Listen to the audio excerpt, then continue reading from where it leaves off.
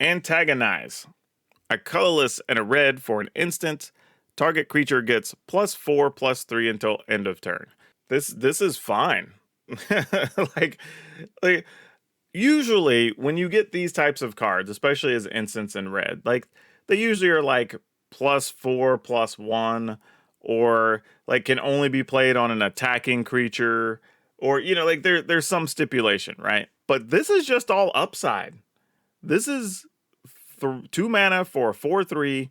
That's it. Like just a huge bonus for 2 mana, and it's an instant.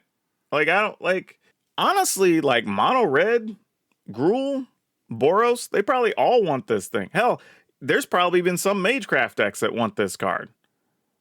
Like imagine having a trampling Magecraft creature or something, or one of the flyers already boosted up, and then you're just like, cool, and then have a +4 on top of it, and I get my Magecraft bonus. Yeah, this is honestly, this is the type of card against aggro decks that kind of scares you during combat, where you're like, you don't even know if you can block safely with like a big creature to a small thing, or like, if I let this creature through, am I close to dead because they're going to be +4 or +8 if they have like 2 of them. This card's for real. Like it's a common, and it's very like unassuming, but yeah, like this card is a problem. Like, and it's not broken or anything, but this card is definitely going to be a problem. Like here, check this out too. You can even use it defensively. So let's say your opponent goes to like, I don't know, you've ramped up some stuff for a couple of turns. Your opponent goes to meat hook for like 3, and you're like, sweet, I'm going to save my best creature. And then you're going to be taking 4 or 5 to the face next turn. Like, you know what I mean? Like even that is a big swing for this type of card. Like, so many things. So many things. Yeah, again, also good call, right? If you have anything with double strike or whatever, good with that. So yeah, Antagonize, good card, really quality common that is kind of like flown under the radar, but very good. Arcane Bombardment, 4 colorless, red enchantment. Whenever you cast your first instant or sorcery spell each turn, exile an instant or sorcery card at random from your graveyard. Then copy each exiled card that was exiled with Arcane Bombardment, and you may cast any number of the copies without paying their mana cost. So yeah, this card, very weird. So you cast it. Then whenever you cast your first instant or sorcery spell, it's each turn, by the way, so it could be your turn and your opponent's turn, but each turn, you exile 1 instant or sorcery card from your graveyard. And then you get to make a copy of each card that's been exiled with Arcane Bombardment. It's a lot of work, but it kind of has a big payoff. Now, what I'm wondering is there a world where you're doing something to ramp up to Arcane Bombardment, whether that's in a red-green, red-blue, maybe a teamer list, taking advantage of like Prismari commands and things like that are making treasure, and then you hit this, and then you start going off with like, okay, I'm going to play Prismari command. All right, I'm going to copy the one that's in the yard, so I'm going to deal 2, I'm going to make another treasure, I'm going to draw 2, discard 2. All right, so now I have something else in the graveyard when we're playing my next thing. Like, maybe? I feel like this is one of those things that, like, if it goes off, it's going to go off. But the problem is, it does cost 6, and it's going to take some setup, because it's once each turn to kind of build up. It's like building that snowball going downhill. You know what I mean? Like, you got to play the first one to get access to the other one. Okay, now I can play another one to get access to the other thing. Now I'm casting 3 things. And, like, once you get control and you're doing that, game's probably over, assuming you can protect Arcane Bombardment. But before that point, you're probably going to be right on the edge before it actually happens. So this will be a fun deck to actually watch go off, especially on like arena streams and stuff, if it works. But it's very gimmicky, very gimmicky. I wouldn't put too much focus into this. This feels like one, if you open some of these, whether you're playing Magic Online or Arena, cool, try to build around it. But I wouldn't go out of my way to acquire the cards or spend resources to get it to build that deck. I think it'll be fun. I just don't know if it'll be super good. And I really don't think it's going to be tier 1. Big score. 3 colorless and a red instant. As an additional cost to cast a spell, discard a card. Draw 2 and create 2 treasure. I mean, we basically have a version of this, but it just costs 2 and 2 instead of 3 and 1. So, it's fine. It'll get played in a couple decks that want that effect. Not much else to really say about it.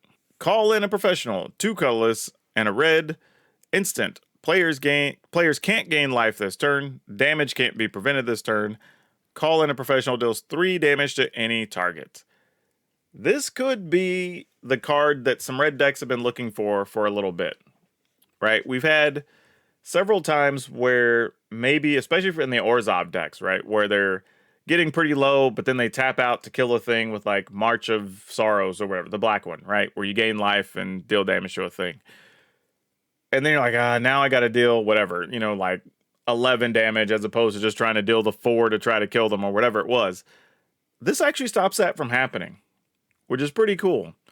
Maybe even simple stuff too, where, say your opponent flashes in a Wandering Emperor, and Wandering Emperor is going to gain 2 life, getting rid of a thing.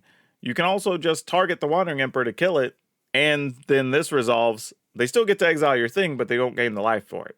I kind of like it. And it is 3 to any target, which I also like because it allows you to go upstairs. I mean, I think Reds needed more player damage than what we've had lately.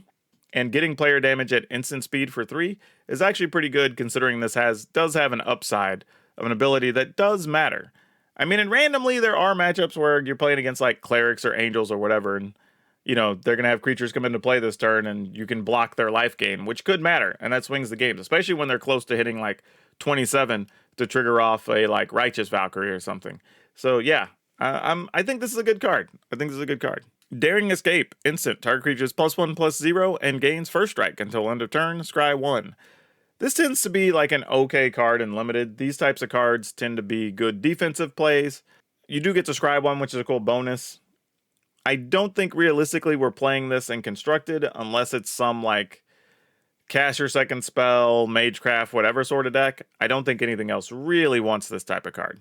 Devilish Valet, 2 colorless and a red for a Devil Warrior, 1/3, trample, haste, alliance. Whenever another creature enters the battlefield under your control, double Devilish Valet's power until end of turn. This one has words that seem really fun and awesome. I'm just not sure how often we're going to do anything with this. Right, partly because it only doubles the power, not power and toughness. Though it does trample, but realistically, if you think about it, like even if I play something that has 2 tokens that come to play, or maybe it's a creature that makes a token, right? I'm only going to be doubling it from 1 to 2 and 2 to 4. So I'm attacking with a 4/3, which a 4/3 trampler, that's not bad, right? Totally reasonable. But it's probably going to get blocked by most things and die. So like I'm trying to think of what scenario I can get 3 or more creatures into play that I feel safe doing to really still be able to attack with this at a reasonable size, right? Because you also don't want to overcommit if you don't have to the board. So I'm not that into it.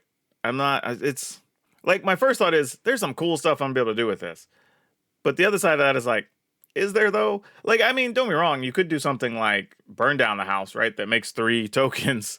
And then you're attacking with an 8/3, plus you have the other 3 1/1s or whatever that can attack with haste. So that's something, but even then, that's a one-time deal. You get your trample damage or you don't, and then your creature's probably dead just the same. So while this sounds really fun, I don't know what I'm doing with. Now, I will say this. There is a combo that could let you just go off and win. If you're playing the Igneous and the what's her name? The legend that makes the horn from Burgi, right? Because every time you cast a creature, you get the extra mana, and then the other creature you can pay and return it to your hand to give you the 3 mana, so you can recast it, and then you get the 1, and like you can stay in that cycle and just keep recasting a thing. Well, then there you go. You can go ahead and get a bunch of triggers and attack for a whole lot. So if you're willing to build that type of combo, then sure. But outside of having a deck like built around it, I'm not so sure this is really what we're doing. It's neat. It's a fun card. I'll probably die to it at some point because somebody will play like 4 creatures in a turn and it'll attack me for like 16 or something. But until then, I'm only going to say, it's all right. Also, in the artwork, what's even going on with this? Like, it's like he's making a wager for like Thor's hammer or something. I don't even know what's happening.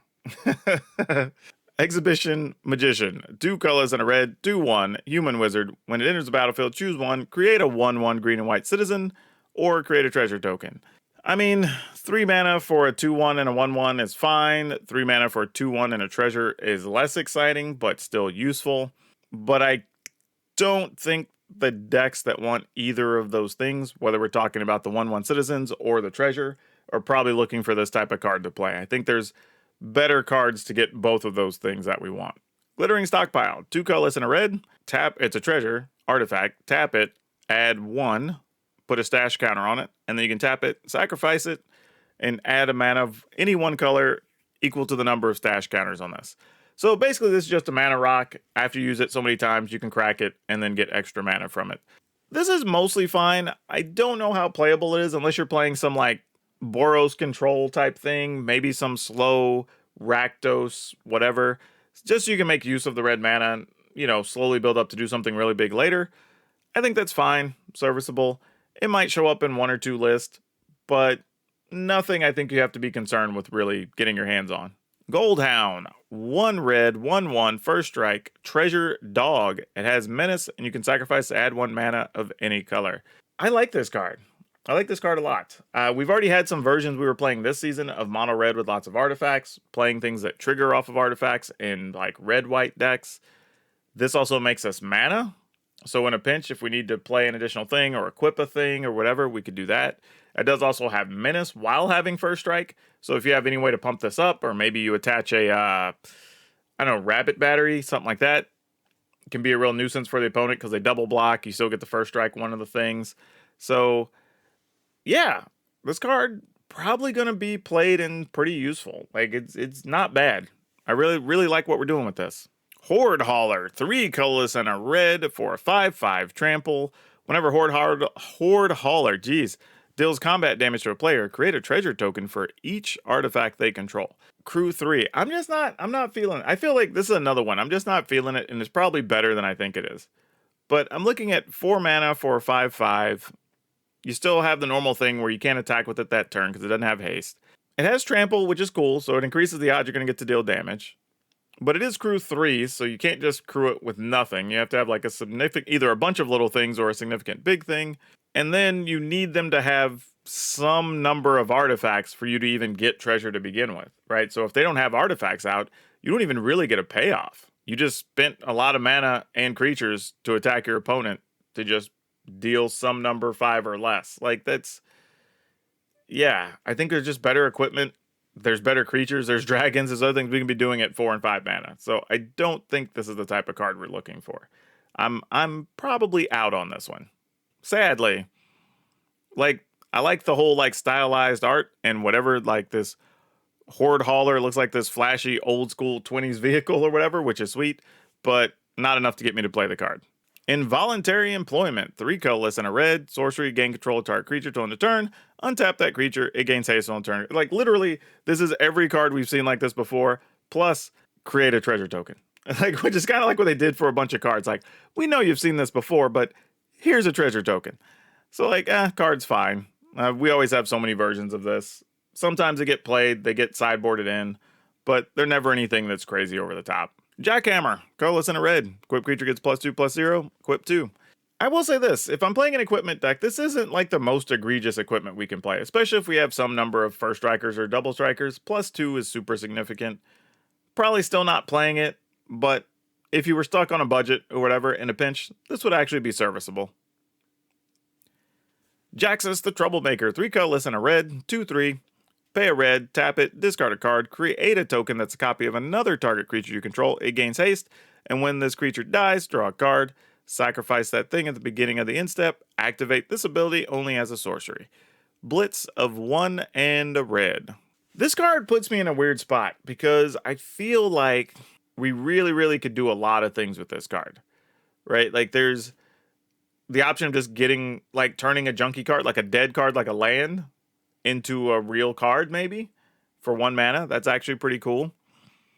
It's a 2/3 for 4, which is meh. It does have blitz, so in a pinch you do get a haste creature if you really need it, which is kind of cool.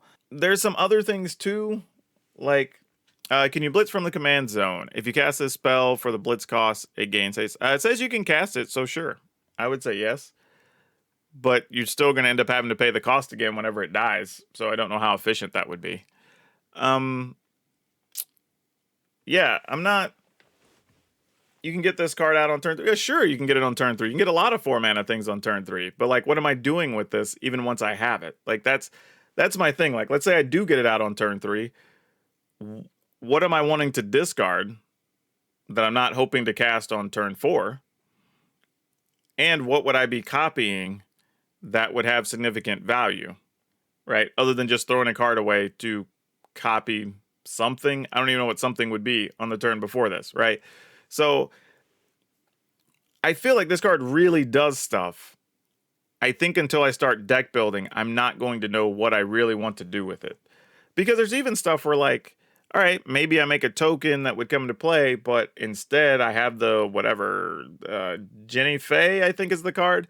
That, like, if you were going to make a token, instead you can make a dog or a cat. Like, maybe I'm just turning my dead cards in my hand into actual creatures, and then I don't have to sacrifice those.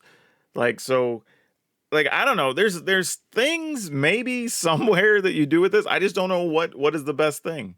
Or do I just want it in a populate type deck? So I'm just guaranteeing I get a creature every turn, and then I'm also getting a card for that creature, right? I'm just replacing it. So maybe, you know, I don't really know. Your hand is mana heavy on your bad draw 4 lands in a row. Like, I guess maybe, but what are you copying? And you can't copy your legends because they're still a legend. So that's no good. I mean, I guess technically you get it and it just dies. You just don't get to attack with it. No, I get it. You can, yes, I agree. You copy things that have leaves play triggers or ETB triggers, whatever. But what would that thing be going into turn? If you ramp this out onto turn 3, what else do you have on turn 4? Or even on turn 4, what are you copying? Right? Like, what did you play on 1 and 2 that's worth copying? Because turn 4, you're probably using all your remaining mana or whatever to play whatever the thing is. So you don't even get to use this until probably turn 5. Right? That's the thing. So that's what I'm saying. Like, the card does stuff. I just don't know what type of stuff I want to be doing that maximizes the use of this card yet. And I think that's mostly my shortcomings, needing to be able to play with more of the New Capenna cards before I'm certain on what I want to do with this. But yeah, I think, like I said, I mean, you're getting to copy something every turn. The card's got to do something. I just don't know what yet. And maybe it's one of those things you just play like 2 of in a deck, and you're hoping to draw it on like turn 6, turn 7, and then you start copying stuff late game, maybe help you come back for various reasons. I don't know. It's a conversation worth having around this card, though. I'm not going to say it's bad, but I also don't think, like, it's definitely on my overhyped list. I think it will still be useful, but I think a lot of people, like, immediately are like, oh, you know all the things I could do with this card, but a lot of them sound like Magic Christmas Land. Light them up. Colorless and a red, sorcery, casualty 2. Light them up, deals 2 damage to target creature or planeswalker. I have so many problems with this card. I don't know why it's a sorcery, because you're only dealing 2, and at worst, you're sacrificing a reasonable creature to deal 2 damage to a creature or a planeswalker. So at best, you're paying 2, sacrificing a creature to deal 4 damage to a creature or planeswalker. At that rate, why didn't we just make it where you can also hit players? Where are all the any targets?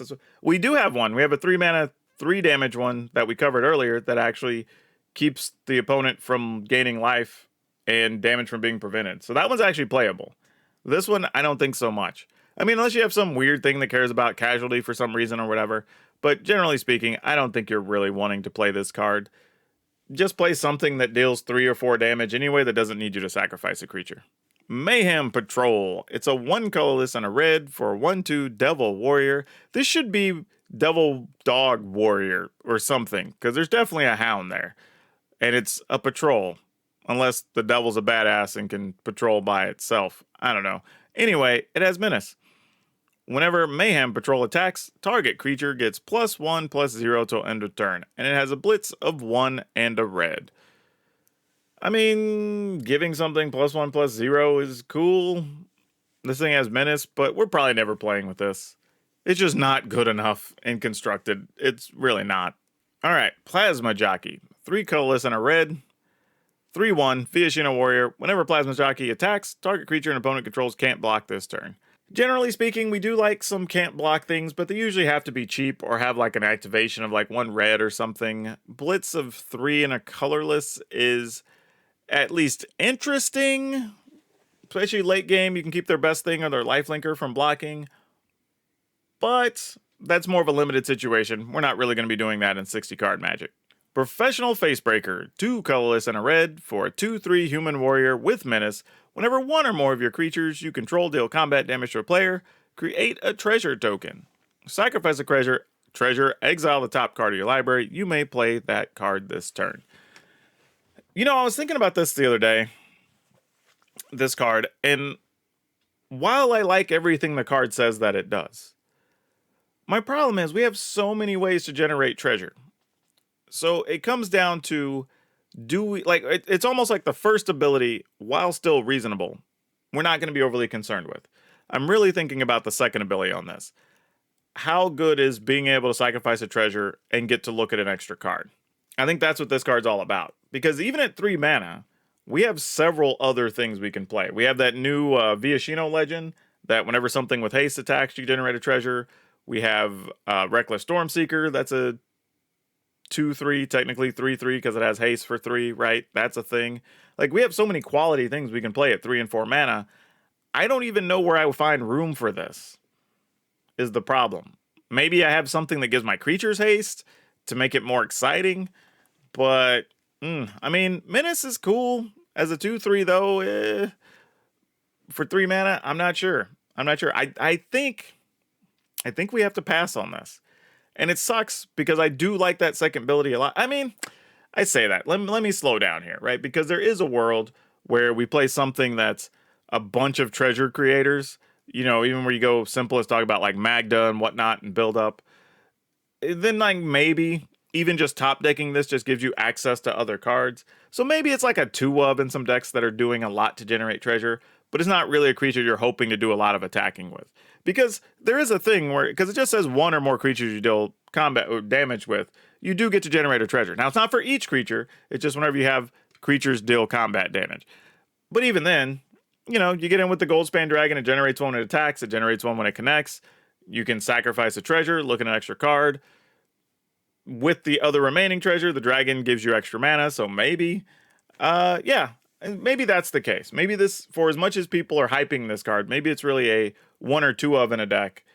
You're not really hoping to hit it all the time, but if you get into the right situation, maybe it's worth it. Pugnacious Pugilist. 3 colorless, red for a 4/4. Whenever the Pugilist attacks, create a tapped and attacking red devil creature token. With this creature dies, it deals 1 damage. This also has Blitz. Yeah, we're not playing this. The problem is, again, when you start talking about 4 and 5 mana and constructed, you have to be getting a whole lot out of the card, right? Because we're already talking about, like, Thundering Raijus and various dragons. Like, there's planeswalkers. There's a bunch of things you could do. This, I don't think, is quite good enough. Question, does Blitz work like Flash in that you can do it during opponent's turns? You're still casting the spell. So you can only cast it anytime on your turn when you would be able to cast a sorcery. Like, otherwise, no. Because it uses the word specifically, if you cast this spell for its Blitz cost. So you don't just get to play it whenever. You still have to meet the requirements. Pyre Sledge Arsonist. 2 colorless and a red for a 2/2. 1 colorless, tap it. Sledge Arcanist deals X damage to any target where X is the number of permanents you sacrifice this turn. Boy, oh boy. This thing has potential. Think about the decks this can go into. Well, first off, again, let's talk about a deck that just makes a lot of treasure, right? You just sack 5, 6, 7 treasure in the turn to cast a bunch of things. And you're like, yeah, and by the way, I'm going to tap this Arsonist and hit you for another 5, right? Like, that's pretty awesome. Or get rid of big blocker, whatever you want to do. But even in sacrifice decks, right? Like, you can say, all right, during your end step, I'm going to activate both of these anvils. I'm going to sacrifice some things. Maybe I'm going to deadly dispute or whatever. Cool. And then I'm going to go ahead and shoot you for 3. You know, like, that's a thing. Or on the crazy turns where you also have like a smelter, and the smelter lets you sacrifice a thing, and then you cracked a treasure to do something, and maybe you also sacrificed a blood token and whatever, and then I'm going to hit something for 4. Right? Like, there's a lot of scenarios where this thing could do 3, 4, 5 damage on a turn without a lot of extra work. And it's only 1 mana. Now, admittedly, it's a 3 mana 2/2, so it is pretty fragile for what it is. But 1 or 2 of these in some of these sacrifice decks could be pretty annoying. Could be pretty annoying. Ready to Rumble. 4 colorless and a red. Sorcery, choose 1. Ready to Rumble deals 5 damage to target creature or planeswalker. Destroy an artifact. Limited fodder, that's about it. Riveters Initiate. A colorless and a red for a 2/2. Or you could pay 2. Riveters Initiate gains Death Touch on a turn. I will say this for this card. This is probably like the only reasonable of the playable of the initiates, because it only has 2 to activate to give it Death Touch. So like maybe, and it is a citizen. I don't know if that'll matter. There's a few things that want you to have citizens, but probably still not playing it.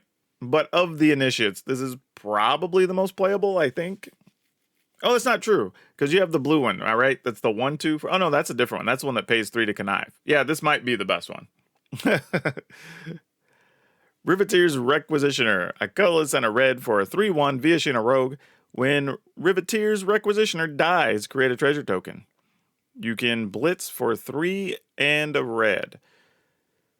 You know, this actually is borderline playable, depending on what type of aggressive deck you want to go with. Again, if you're trying to just generate treasure, being able to attack with a 3, they chump block, you get a treasure for your troubles. Or even late, you want to spend 3, attack, get a treasure, get a card. Maybe you do something with that extra card. I don't think this is going to make it to any of my list, but I'll probably at least look at it a few times, and it might slip into 1 or 2. Rob the Archives, a colorless and a red for a sorcery, casualty 1. As you cast this spell, you may sacrifice a creature with power 1, blah, blah, blah. Exile the top 2 cards of your library. You may play those cards this turn.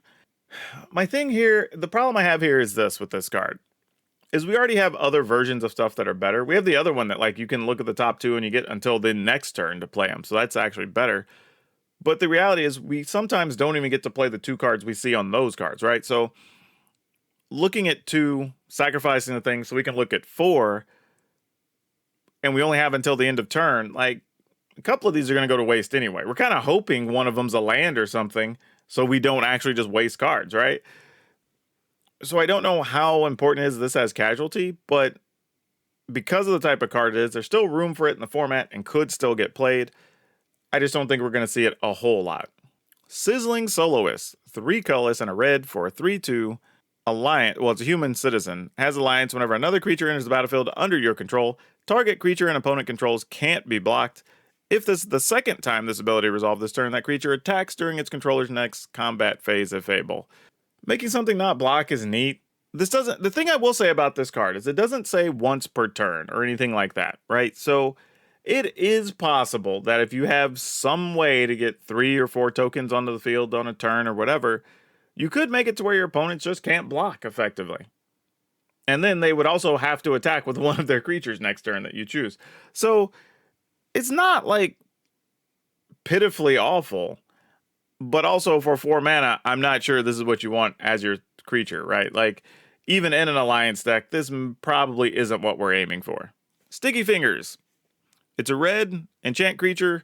Enchanted creature has menace, and whenever this creature deals damage to a player, create a treasure token. When enchantment creature dies, you get to draw a card. So yeah, this card's actually kind of just solid, right? Like you can play it, give something menace, which is cool. Whenever it deals damage, you get to draw a card. I mean, you actually get a treasure. And then whenever the creature dies, you get to draw a card. So I like all the stuff this card does. And it doesn't necessarily... Now, we've been talking a little bit about treasure-heavy decks, which just still works in those, obviously. But it doesn't necessarily have to be, right? Like, let's say you put this on just your big 4/4 or 5/5, and you give it menace. Now your opponent is really in bad shape because they thought they may be able to chump block it that turn, and now they can't. And if they don't, you're going to get a treasure. If they double block it, you get to kill their best thing, right? And you're going to get a card for your troubles if your creature dies. So I think this card's actually playable. The problem's going to be deck space, right? Like, is this good enough to bump out other cards that, let's say, red, black, red, green decks would want to play? I don't know if that's the case here. The card's really neat. It reads really cool. I just don't know where we find room for it right now, unless it is in just a treasure-heavy deck, and that's the way we want to go. Strangle. 1 red for sorcery. Deal 3 damage to a creature or planeswalker. It's fine. We've seen a bunch of versions of this. It's a limited card. It's cool. Probably not playing it in Constructed anytime soon. But people do still like playing Frostbite, so maybe you just play this with Frostbite without the downside. If you're looking for a Frostbite no downside, Strangle's your card. Thank you for the follow, by the way. Structural Assault, 3 colorless red, sorcery. Destroy all artifacts, then Structural Assault deals damage to each creature equal to the number of artifacts that are put into the graveyard from the battlefield this turn. If treasure decks are really a big thing, this is super awesome, right? You get to use it to wipe out all the creatures. If they're not a big thing, this is kind of just like a weak, lesser sweeper of other options. I think the only thing that's going to hold this card back is that we have so many quality ways to kill things. Like, I mean, really, you could play Structural Assault, or you could just play, I don't know, burn down the house, right? Same mana, you get to deal 5 to creatures and planeswalkers, which is a big thing, because this actually doesn't deal damage to planeswalkers, it only deals damage to creatures. The card's fine. I just think if we're in a world where, let's say, vehicles and treasure are big, or, you know, some combination of those decks, then sure, people probably play this card. But otherwise, I think you're just playing one of the other sweepers, and you're just going to go with that. Torch Breath. X and a red. Instant. This spell costs 2 less to cast if it targets a blue permanent. This spell can't be countered. Torch Breath deals X damage to target creature or planeswalker. I mean, again, depending on what the format looks like, if there's creature-based things in blue, this is alright. Like, it's an instant X spell, which is pretty cool. We don't have a ton of those in Magic. It's going to cost less, so even for 1 red, you still get to do it for 2 to a target, so that's pretty cool if it's blue. I don't know if we're making room for this, though, but again, if the format goes certain ways, feel free to sideboard a couple of these. Unlucky Witness. Red for a 1/1. When Unlucky Witness dies, exile the top 2 cards of your library. Until your next end step, you may play one of those cards. Yeah, probably not making the cut. I think we just have too many quality cards at this point at 1 and 2 mana in red that you can't really consider this. Like, you're not going to play this over Rabbit Battery. You're probably not even going to play it over the new, Goldhound or whatever the thing is in this set. That's the 1/1 first striking menace thing or whatever. And you could get treasure out of it, right? Like, there's just too many quality things I don't think makes the cut, unfortunately. In limited, it's mostly fine because you get access to a couple more cards when it dies. But not something I think we're trying to play. Though, again, I will point out it is a citizen, so if those become a thing, maybe this is the card, but I don't think it's a thing. Urabrask, Heretic Praetor, 3 colorless red. 4/4, haste. At the beginning of your upkeep, exile the top card of your library. You may play this card this turn. At the beginning of each opponent's upkeep, the next time they would draw a card this turn, instead they exile the top card of their library. They may play it this turn.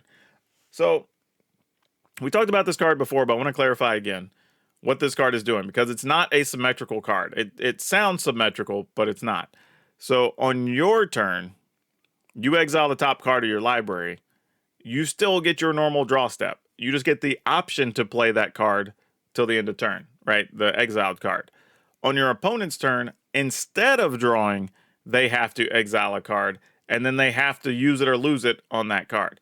And that's a big difference, because they're still getting access to the same number of cards, but they have to play it or lose the option. Whereas on your turn, you're getting to look at a whole second card and only have access to it till their turn. So really, really cool. This card does also have haste, playable. Now, does it get played in the actual haste decks? Don't know. I mean, your upper end is already being taken up by stuff like Goldspan Dragon and whatnot, so not sure if there's room for this or not, but it could be worth considering. I mean, you could soft lock your opponent, sort of. I mean, it basically means they would never be able to counter stuff or whatever, which is kind of cool, but I'm not sure what else makes that great. Because if they're already that low to where they're down to just 1 or 2 cards, they're probably playing whatever they draw anyway. It's just a matter of them doing it on their turn instead of getting the flexibility of doing it on your turn. But I will say, if you are playing stuff with a bunch of haste creatures, well, then getting your opponent to play on their turn is actually beneficial to you. So there is some uses here. I have a feeling this is more exciting in Commander than it is in Standard. But you're probably going to be able to pick this up fairly cheaply. And you probably don't even need more than 1 or 2 in a deck. So if you open them, you probably have enough. So yeah, I don't know. Playable, but exciting.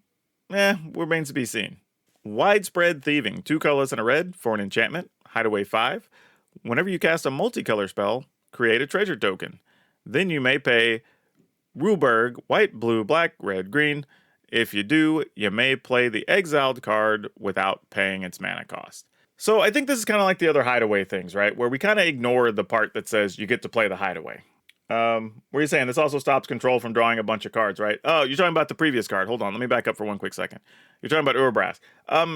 Yes and no, because the problem is if they do get a card that says like draw more cards or draw X cards, they still get to do that, right? You're only replacing the first draw on the turn. So let's say, I don't know, the card they exile is Into the Multiverse. Well, then they just have to cast Into the Multiverse on their turn, scry 2, draw 2, and then you continue the rest of the turn or your turn as normal, right? So it's just the first draw, not every draw. All right, so widespread thieving. Like I was saying a second ago, I think you have to view this as like ignore the hideaway part, and that's just a bonus, right? If you get something cool in there, maybe you get to play it. Because the problem here is first you have to have mana to cast a multicolor spell, and then pay 5 mana to get access to that card. Which, you know, if you're generating treasure, getting the 5 isn't the worst thing.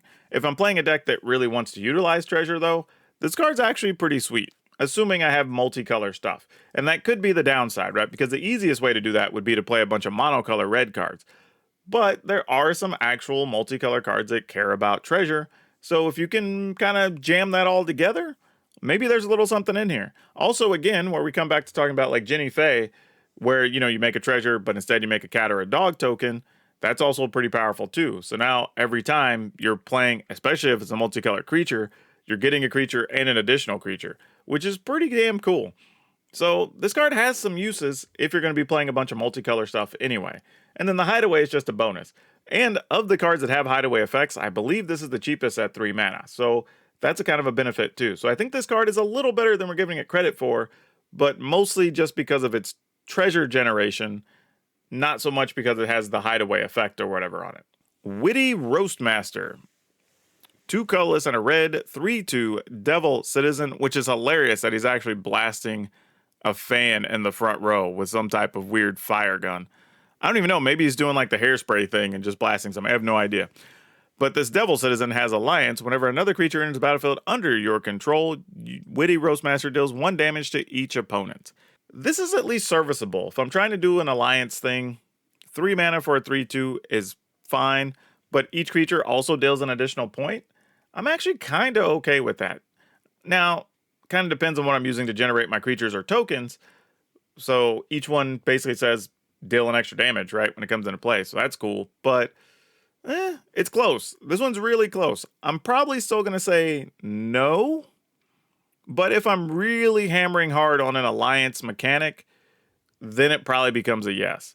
But I think we're going to be no more often than yes. And then I think this is the last one. This is Wrecking Crew. 4 colorless and a red for 4/5 reach trample. I mean, I like everything about this card. You know, it's a big human warrior, which though it probably should have been an ogre warrior, but it's a 4/5, so it's a big body. It has reach, it has trample, because he's swinging that big like hammer ball thing.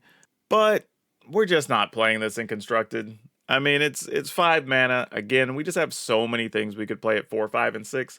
We can't give real time and consideration to this card. Sad though, really sweet looking card. I like it how it's built mechanically and all that, but just not doing it for us. But all right, y'all.